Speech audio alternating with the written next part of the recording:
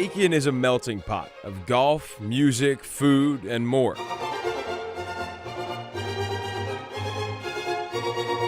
But it's impossible to talk about the CSRA's second largest city without talking about horses. The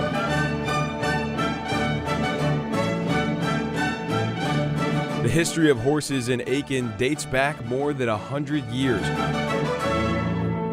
Once known as the polo center of the world, Aiken founded its own polo club in 1882, just 6 years after the sport was invented, making it one of the oldest clubs in the country.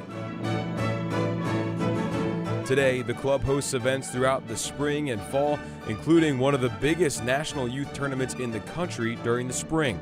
They also host public matches on Sunday at the historic Whitney Field on Meade Avenue. If you enjoy horses, but polo isn't your thing, there's also the Aiken training track. The track opened in November of 1941 and had immediate success. By that spring, 200 horses were training there. One of those horses was Blue Peter, whose sire was War Admiral. That name sounds familiar. It's because he's a Triple Crown winner and a member of the National Racing Hall of Fame.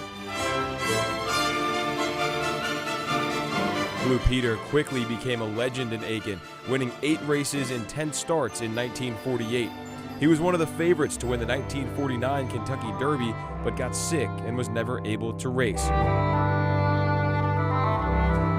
He died in early 1950 and was buried under a large oak tree planted in the infield of the training track. That tree is now known as Blue Peter's tree, and it's become the logo for the Aiken training track. Blue Peter won the 1948 Aiken Trials, which is now known as the first jewel in the Aiken Triple Crown. The event kicks off 3 weeks of action in the city. The second jewel is the Aiken Steeplechase.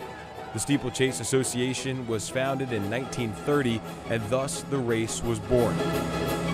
The steeplechase brings in tens of thousands of people from around the world every year, making it the biggest event in the Triple Crown.